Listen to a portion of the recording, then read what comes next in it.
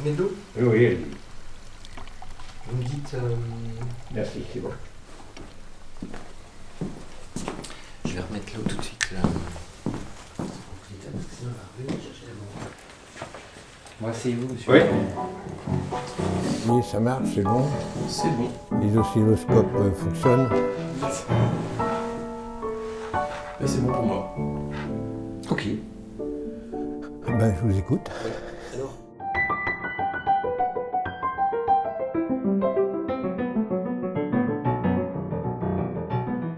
Il y a beaucoup de choses, hein. Bon, je vais essayer de synthétiser un petit peu.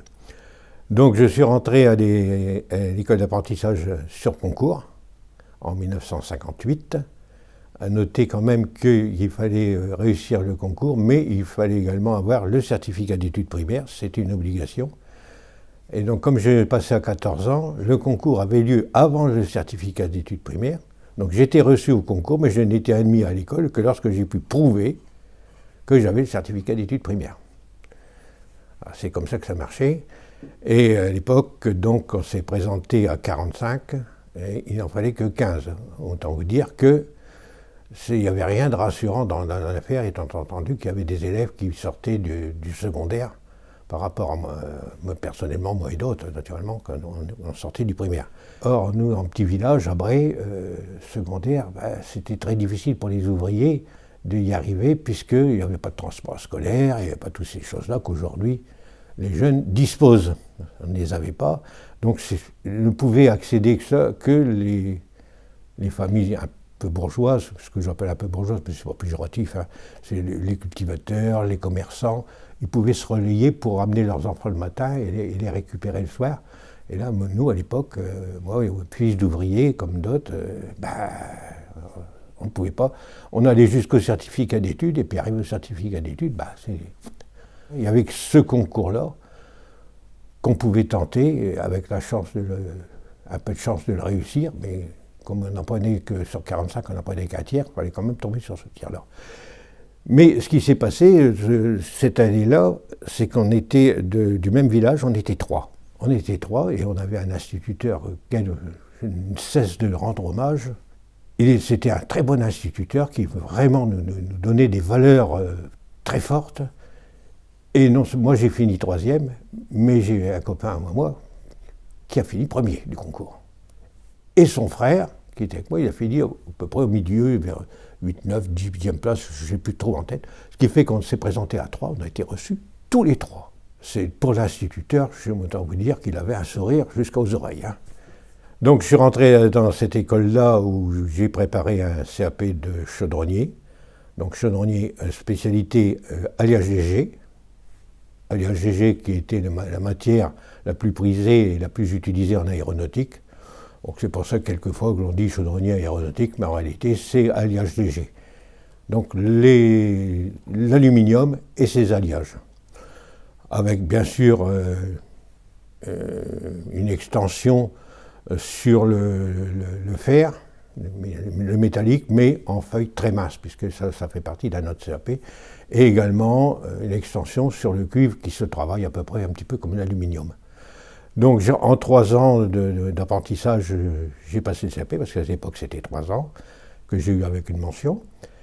Après quoi, je ne me suis pas estimé satisfait. J'ai repiqué pour avoir un second CAP, mais celui de traçage, que l'on appelait à l'époque traceur bateau, traçage en chaudronnerie, enfin, ça avait plusieurs noms. Alors traçage bateau, pourquoi? Parce que la coque d'un avion, la coque du fuselage est faite, ressemble à la coque d'un bateau. Naturellement, c'est pas la même chose, c'est pas les mêmes noms, mais finalement, ça ressemble à peu près à ça. Là, j'ai eu un petit accroc, parce que je l'ai loupé, cet examen-là, suite à une faute stupide, une mauvaise lecture du sujet, une erreur dans la lecture, et ça m'a fait sauter. Donc j'ai repiqué 1 an, et cette fois-ci, j'ai fait attention, et j'ai décroché ce second CAP, mais cette fois-ci avec félicitations du jury. Et là, je suis parti à l'armée, donc j'ai fait mon service militaire dans l'aviation. J'avais à m'occuper des avions de l'époque qui étaient des avions d'assaut, des Super Mystères. Mais je savais que les pilotes adoraient le Mirage 3 et moi qui sortais de l'école, qui sortais de l'usine de Méholt où j'ai travaillé, je travaillais sur le Mirage 3, j'étais très bien vu. Je n'ai jamais été puni d'ailleurs. Pourtant j'aurais dû l'être. Donc après le service militaire, je suis revenu donc, dans l'usine où j'étais. Et là, le temps de rattraper une scolarité, ça ne me suffisait pas. Je travaillais en chaîne à l'époque, et je me dis, mais je vais mourir là-dedans. Travailler à la chaîne, c'était pas du tout mon truc. J'ai donc entamé un cursus de 3 ans pour être agent de maîtrise. Mais malheureusement, c'était la dernière session, et quand je me suis présenté avec mes diplômes, il n'y avait plus besoin de personne. Il a fallu que je me rabatte sur autre chose. Je me suis rabattu sur le technicien, le côté technique, en préparation du travail.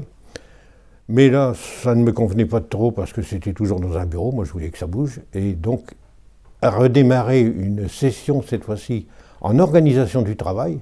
Et là, c'était la première session, je me suis tout de suite filé dedans. Et bien sûr, là, ça a marché, j'ai pu déboucher dans le métier. Et j'ai amélioré mes connaissances tout au long de ma carrière, pendant au moins une trentaine d'années, sur les plus de 40 que j'ai passées, pour obtenir des spécialisations. Donc spécialisation en organisation du travail, spécialisation en organisation de chaînes d'assemblage, puisque j'étais capable de faire des chaînes d'assemblage. Et je me suis mis également, j'ai également étudié le côté relationnel. Donc j'ai eu l'occasion de faire de l'audiovisuel, qui m'a servi, qui me permettait également de faire des analyses et de réunir des groupes de travail, donc de piloter des groupes de travail, ce qui m'a valu encore là de faire des cours spécifiques. Et ensuite, pour parfaire le tout, je me suis repris une spécification nouvelle, c'était celle de juriste pour la protection du travail. Donc j'étais responsable pour l'usine de Méholt. Et j'ai fini par un stage spécialisé à Bordeaux avec l'ingénieur juriste Airbus. Et j'ai fini ma carrière un petit peu là-dessus. C'était pas mal rempli, ça a fait pas mal d'années de cours. Mais bon, j'étais arrivé à mes objectifs qui étaient donc de finir comme technicien supérieur, maîtrise technique. Et j'ai réussi à le faire, à y arriver, à atteindre mon objectif. Moi, comme vous me l'avez dit une fois, c'est un acharnement que j'ai fait parce que j'avais envie quelque part de prouver que je pouvais faire quelque chose. Et donc tout était bon pour prendre, mais ça m'a coûté cher. J'ai pulvérisé ma jeunesse. Hein. Ah oui, ça, ma jeunesse, elle était cuite. Hein. À l'époque, je dépassais aisément les 60 heures par semaine hein, de travail. Je dépassais largement les 60 heures, à 18 ans. Alors les sorties, les balles, puisque à l'époque c'était ça, c'était pas la discothèque, c'était des balles, c'était pas pour moi. Hein.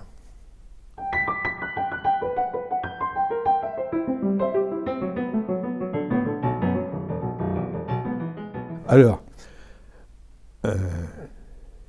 on avait un système d'horaire un peu particulier. On parlait en heures, mais on ne parlait pas en minutes. On parlait en décimales d'heures. 9h,3, 9h,4, 9h,5. Alors quand on avait l'habitude, on se rendait compte que c'était plus facile pour faire des calculs. Parce qu'à chaque fois que vous faites un calcul avec les heures et les minutes, il faut que vous transformiez les minutes en heures. Là, vous n'aviez pas besoin de le faire. 9h,3, si vous vouliez savoir les minutes, le chiffre après la virgule, vous le multipliez par 6. Un dixième d'heure, c'est 6 minutes. Donc 9h,4, ça faisait 9h24. Alors, ce qui fait qu'on avait des horaires qui faisaient arracher les cheveux à tout le monde. On commençait à 7h18, donc 7h,3. On finissait à midi 12, donc midi,2. On recommençait à 13h36, donc 13h,6. Et on finissait à 18h36, donc 18h,6. Et ça faisait des journées à 6 minutes près, des journées de 10 heures. Mais il arrivait parfois qu'on travaillait le samedi matin lorsqu'il y avait un surcroît de travail, et surtout quand le Mirage 3 était lancé, il a eu un succès, il a été vendu dans plus de 30 pays qu'il a été vendu, cet avion-là. Dans des versions différentes, adaptées à chaque pays. Par exemple, le Mirage 3 qui était vendu en Suisse, il était différent du Mirage 3 qui était en français, parce que les Suisses avaient des pistes plus courtes, il fallait que les avions soient plus solides, parce qu'à l'atterrissage, le freinage était un peu plus violent. Il y avait donc X versions, donc il y avait énormément de travail. On sortait à l'époque, si mes souvenirs sont exacts, parce que des fois je peux faire avoir des petites erreurs, on sortait une aile toutes les 6 heures.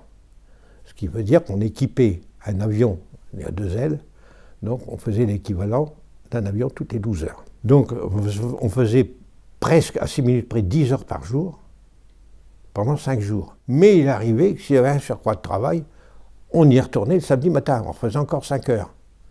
Ça faisait 55 heures. Mais moi, à ces 55 heures-là, je rajoutais 6 heures de cours que je faisais le soir. Ça faisait 61 heures, puis 3-4 heures de boulot que j'avais à faire à la maison pour mes cours. Le samedi soir, j'étais rincé. Hein. À 18 ans, c'était quand même lourd. Une fois, j'ai dit ça à un jeune, il n'y a pas si longtemps que ça, que je connaissais bien. Mais il dit, mais moi je meurs, qu'il dit, ça arrive là. Je meurs, qu'il dit.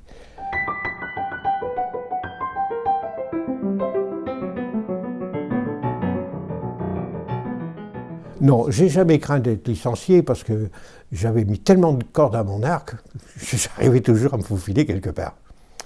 Mais il y a eu des licenciements, hein. Ça, j'en ai connu. Et je me rappelle, mon père, à une époque, a eu peur d'être licencié. Par manque de travail, hein. Il n'y avait plus de boulot, hein. Il n'y avait plus de boulot. Dans les années 56-57, ça a été vraiment le trou, hein. Ça a été un trou terrible. La même chose, les élèves ont arrivé sur le lycée.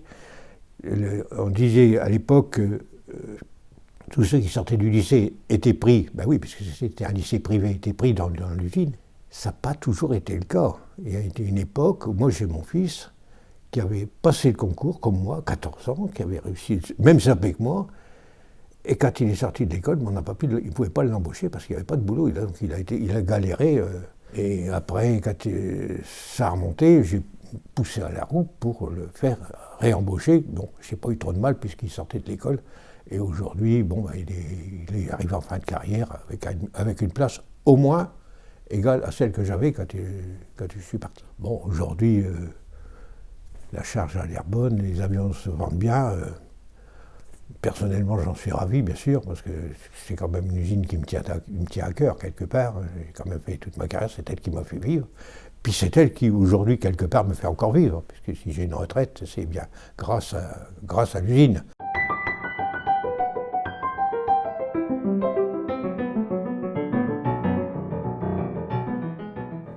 On peut dire que lorsque Potez a décidé de construire cette usine-là à Méholt, parce que Potez était originaire de Méholt, son père c'était un minotier sur l'encre, il avait donc de la farine, je crois que c'était une minoterie qu'il avait.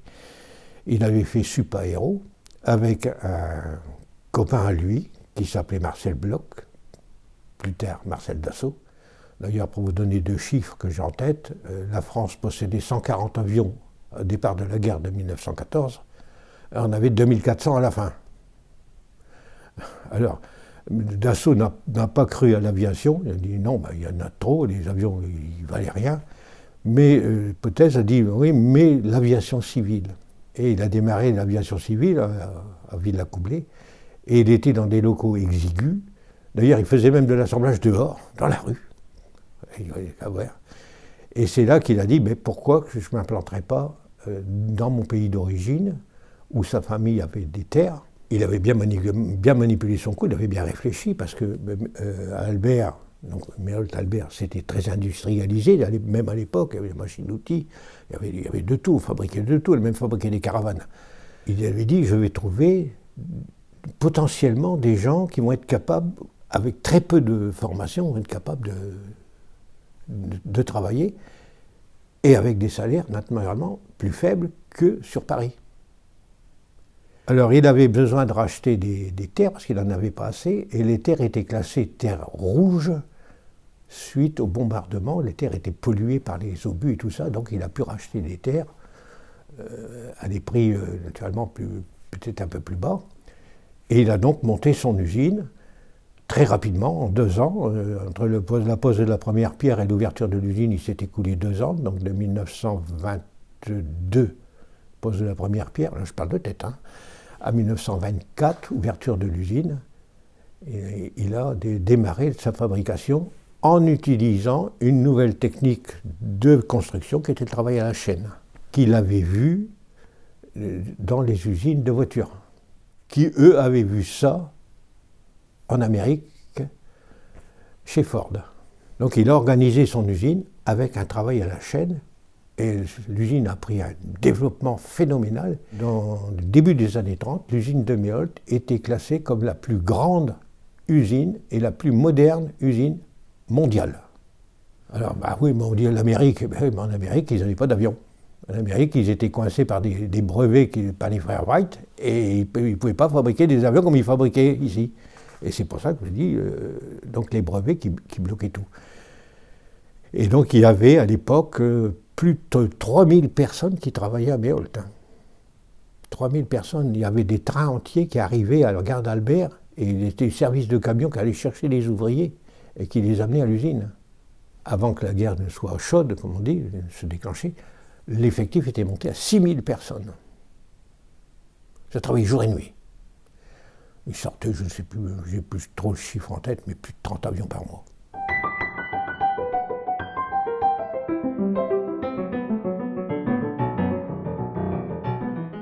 Ça, c'est une bonne question. C'est une question qu'on me pose tout le temps. Alors, une chaîne d'assemblage peut être organisée de différentes façons. Elle peut être à poste fixe, c'est-à-dire que l'élément ne bouge pas, et ce sont les gens qui viennent travailler chacun à leur tour. Donc il y avait du poste fixe à Méholt. Tout dépend de la fabrication que vous faisiez. Et après vous avez du poste mobile, c'est-à-dire que il y a un temps de pause, on fait le travail, et quand c'est fini, ça passe au poste à côté, et tout l'ensemble glisse comme ça. Et vous avez une nouvelle méthode, une nouvelle technologie, c'est des postes mobiles qui avancent tout doucement. Donc vous avancez avec, et donc quand ça rentre dans votre zone, vous commencez votre travail et vous devez avoir fini au moment où ça sort. Alors pour en revenir à votre question, vous êtes bien gentil, mais j'ai envie de faire pipi, comment je fais ? Dans l'aéronautique, on n'a pas des postes aussi courts que dans l'automobile où la chaîne elle avance tous les 3 minutes ou 4 minutes. Moi je me rappelle à l'époque où je travaillais à la chaîne, la pause c'était 6 heures. Il y avait 6 heures, la pièce restait fixe pendant 6 heures. Il y avait 6 heures pour faire le travail qui m'était assigné. Donc on avait quand même une certaine latitude de déplacement. Mais dans les postes, dans les chaînes d'assemblage très rapides, donc hors aéronautique, vous avez des gens qui sont là. S'il y en a un qui a besoin de s'absenter, il fait signe et il y en a un qui vient le remplacer. On ne peut pas arrêter une chaîne. Si vous arrêtez un poste, vous bloquez toute la fabrication. Donc vous avez des gens qui savent, qui ont tout un secteur, qui connaissent bien le travail, tout un secteur, et ils viennent faire un remplacement pour le temps que la personne quitte revienne. Et il y a des temps, alors certains moments, il y a dans ces chaînes à poste rapide, il y a des temps de pause. Donc la chaîne s'arrête, 10 minutes, 20 minutes, ça dépend de l'organisation de l'usine, mais c'est l'ensemble qui s'arrête. Et ce qui peut arriver, c'est qu'à un élément, il y a un problème. Un aléa, un problème. Donc, dans ces chaînes à poste rapide, l'élément est sorti de la chaîne, pour ne pas bloquer la chaîne. Il est sorti de la chaîne, il y a une équipe spéciale qui vient, qui règle le problème, et on réintroduit l'élément dans la chaîne. La chaîne ne doit jamais s'arrêter. Sinon, vous bloquez toute l'usine. Quand j'ai travaillé en chaîne, j'ai surtout, j'ai fait plusieurs postes, mais j'étais surtout ce qu'on appelait dans le secteur finition, c'est-à-dire le secteur équipement de l'aile. L'aile, elle est construite, puis après on l'équipe électriquement, hydrauliquement, et tout de suite. Donc j'étais plutôt dans ces équipements-là, et quand je montais des tuyauteries, j'aimais bien savoir à quoi j'allais servir. Qu'est-ce qui passait dans les tubes ? À quelle pression ? Enfin bref, j'étais curieux comme pas un. Et quelquefois, j'avais du mal à avoir des réponses parce que, à l'époque, le Mirage 3 était quand même secret. Donc quelquefois j'avais du mal à avoir les réponses, mais je tannais tout le monde jusqu'à temps que j'arrive à le savoir. Mais il y a des fois, aujourd'hui, il y a encore un truc, le Mirage 3, combien il emporte de carburant, je ne sais pas. J'ai jamais réussi à le savoir. J'ai jamais réussi à le savoir. Pas moyen. J'ai cherché par tous les moyens, j'ai demandé à X personnes, j'ai toujours pas ma réponse. Mais je lâche pas pour autant, c'est quand je viens de l'avoir. Mais j'ai pas ma réponse. Je sais où est le carburant, mais combien il y en a, en kilos ou en litres, j'en sais rien. Je sais combien de temps il pouvait voler, avec ou sans réservoir supplémentaire. Sans réservoir supplémentaire, je savais qu'il pouvait voler que 3 quarts d'heure, pas plus. Avec réservoir supplémentaire, ça doublait, il pouvait voler 1h30. Mais à 2000 km/h, en 1h30, vous faites du chemin.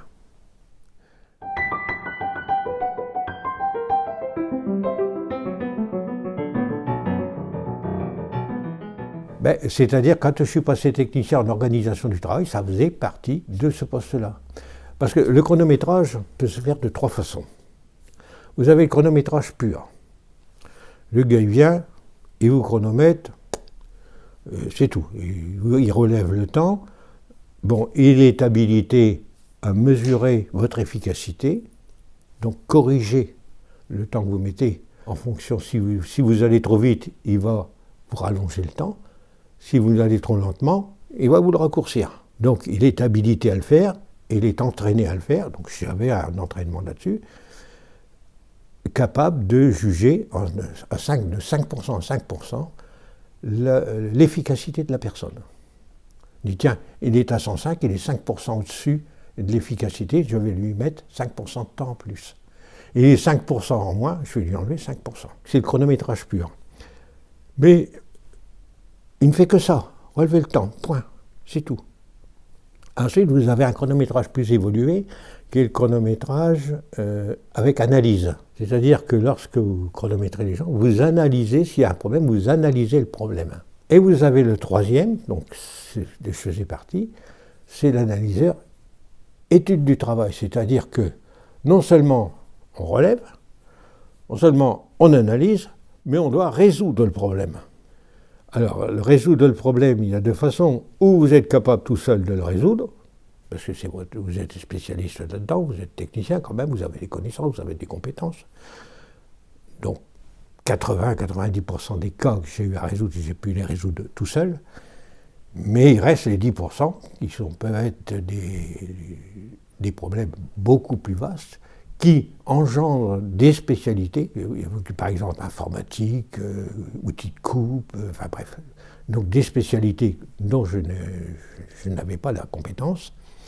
Donc il fallait que j'organise un groupe de travail en m'entourant de spécialistes, de manière à pouvoir traiter tout ce qui se passait. Ça, c'était vraiment pour les gros problèmes. Et là, on a eu l'idée, bon, j'étais pas tout seul à avoir cette idée-là, d'utiliser ce que vous êtes en train de faire actuellement, la vidéo, parce que s'amener à 5 ou 6 personnes derrière un gars qui travaille, bonjour, c'est énervant, quoi. C'est pas tenable. Et vous avez le gars qui s'énerve et qui fait des fausses manœuvres, et finalement, vous n'avez pas le résultat que vous escomptez. Et vous avez le gars qui a peur, d'ailleurs, fait une fausse manœuvre, qu'on dise, bah lui, il fait des bêtises, il ne sait pas tirer sa clé, il ne sait pas faire tout ça. Donc, il fallait donc faire très attention, et il fallait donc aller filmer, mais seul. C'est pour ça que j'avais appris à me servir d'une caméra. Alors, quelquefois, il fallait rajouter de la lumière, sur des endroits plus ou moins sombres. Donc, j'avais suivi un stage pour apprendre, naturellement, à me servir de ça. Et après, donc, quand j'avais un gros problème comme ça, je prenais la caméra, puis j'allais filmer le gars, mais tout seul avec lui. Donc, il y a une préparation psychologique à mettre en place avec, pour établir un climat de confiance. Ça, c'était déjà un petit peu plus délicat. Et pour rassurer la personne complètement, je disais, une fois que ça va être fini, on va se mettre à 2 dans une salle, on va visionner tout le film. S'il y a une séquence, je ne la veux pas, je ne discute pas, j'enlève. J'ai jamais eu à le faire.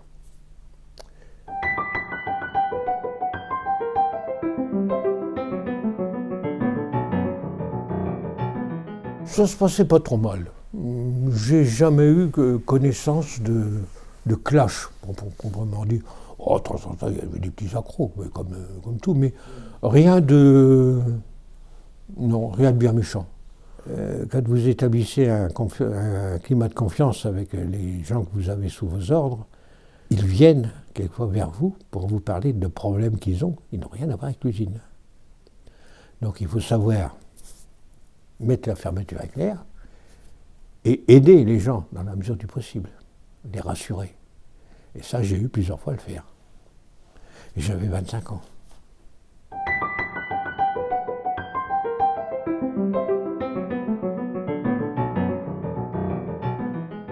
Je ne sais pas l'expliquer. Vous l'avez en vous, vous ne l'avez pas. Moi, j'ai connu des gars qui ont été commandés, il fallait les enlever vite fait, bien fait. Hein. Oula, ils auraient déclenché une tornade. Hein. Non, vous l'avez ou vous ne l'avez pas, mais je ne sais pas l'expliquer.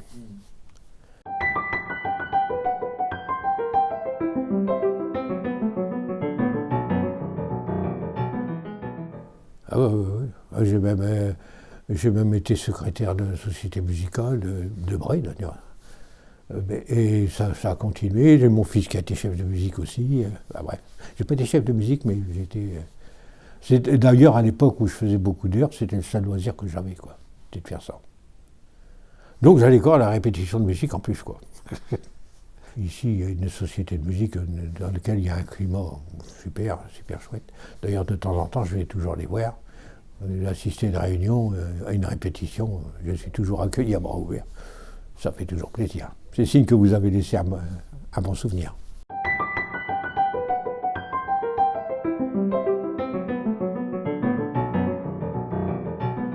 Oh, tant que vous voulez. Oui. À partir du moment où il y avait un comité d'établissement, dans ces usines-là, des comités d'établissement qui sont puissants. Donc il y avait tout un tas surtout dans le sportif, mais il y avait plus ou moins la photo, il y avait oui, il y avait beaucoup de choses. Oui. Il y avait de quoi faire. Hein.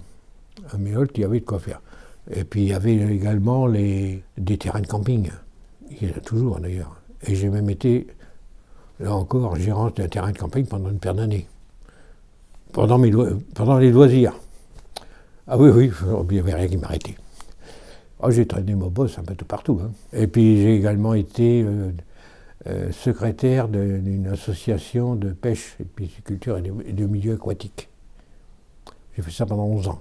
Et j'avais la chance de mon épouse que j'ai retrouvée, avec qui je suis marié quand même depuis plus de 40 ans, qui avait le même engouement et qui me suivait dans tout ce que je faisais et qui même m'aidait. Donc à deux, on faisait des choses vraiment assez spéciales, quoi. Et aujourd'hui, c'est l'histoire. On ne peut plus faire de physique, parce que les années, les 80 balais sont là. Donc c'est l'histoire. Puis c'est le plaisir d'être avec vous.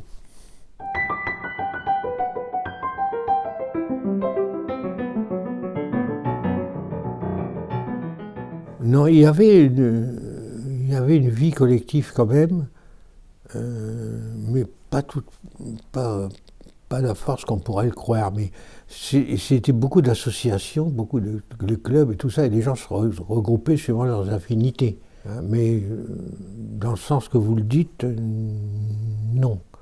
Dans une population comme dans l'usine, vous avez des gens qui restent dans leur coin. Hein. Voilà. Ils ne veulent pas entendre de rien. Il y en a qui viennent, ils travaillent, ils touchent leur paye, point. C'est fini, hein, j'en ai connu. Hein.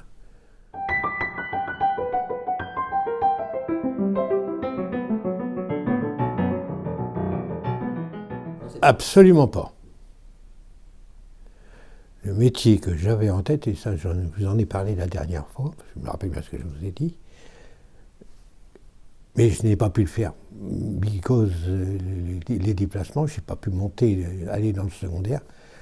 Le métier que j'aurais voulu faire, c'était dans l'enseignement.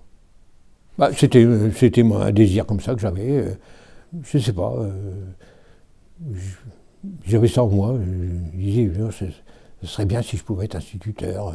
il faut savoir quand même que j'étais plus fort intellectuellement que manuellement. Bon, j'étais pas si mauvais que ça manuellement, puisque j'ai eu les CAP quand même. Mais intellectuellement, en point de vue mémoire, j'étais pas mal placé. Aujourd'hui, un peu moins. Ouais, là, j'aime m'a joué un sale tour. Et j'ai failli réussir, mais ce sacré truc là. J'ai essayé de m'accrocher, mais j'y ai pas arrivé. J'ai suivi les cours, mais ils ont fait. Le prof a fait un rapide rappel. Et moi, ça allait trop vite là. J'avais beau avoir une bonne mémoire à l'époque, mais certainement meilleure que celle maintenant. Il faisait un exercice, j'étais capable de le refaire, mais il changeait un chiffre, je n'y arrivais plus, quoi. Donc j'ai lâché, et donc c'est pour ça que je n'ai pas eu le 3e CAP que je visais, qui était le CAP de dessinateur industriel.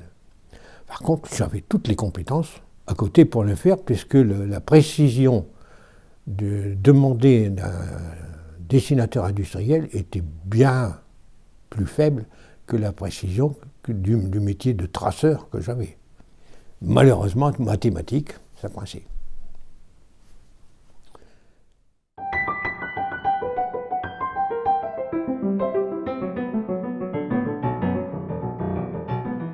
Oh oui,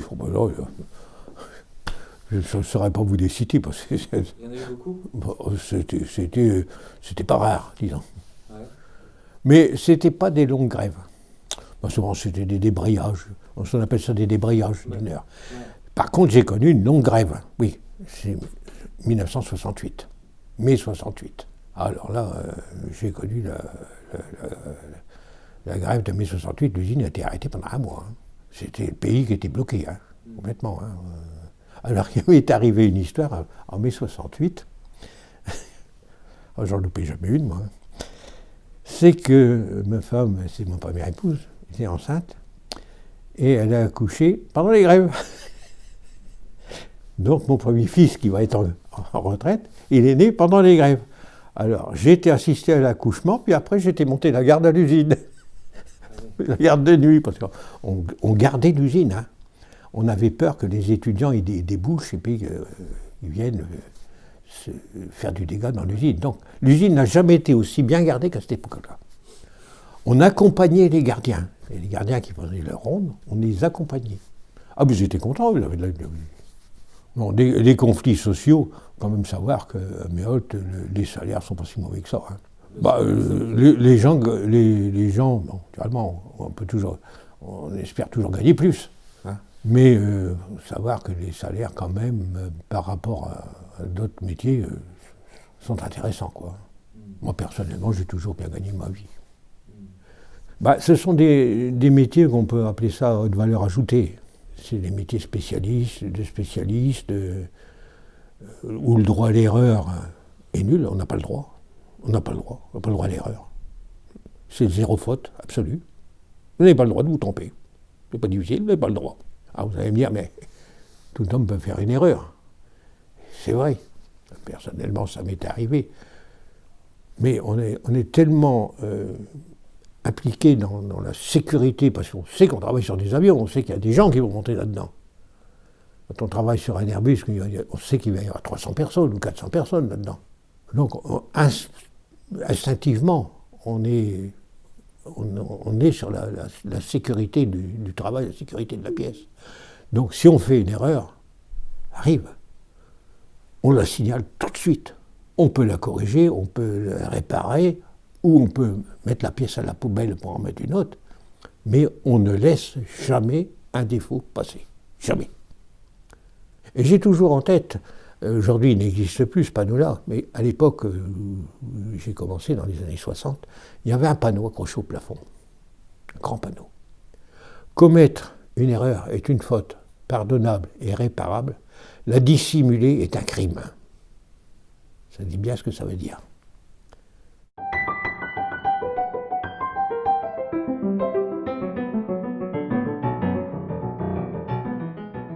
À jamais.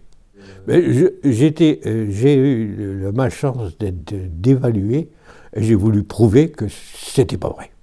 Ça a été un de mes motifs et puis bon, j'avais envie de réussir, quoi. je voulais réussir, je voulais me faire ma place, quoi. Et donc tout était bon pour y arriver.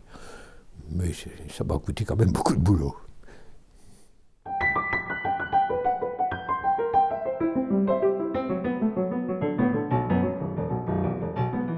Ah, alors aujourd'hui, j'ai accumulé pas mal de choses, c'est vrai, et ben, il faut une occupation, être en retraite, je ne peux pas rester inactif.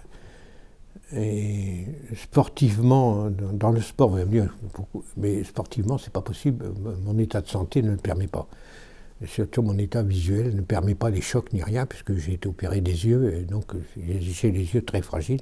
D'abord, quand il y a un spectacle avec des lasers, je ne peux pas y aller. Donc je me rabats sur, finalement, ce que je suis plus costaud, c'est le côté intellectuel. Alors, j'ai toujours été passionné quand même, à l'école, j'étais passionné par l'histoire. Ça, les dates d'histoire, ça j'adorais ça.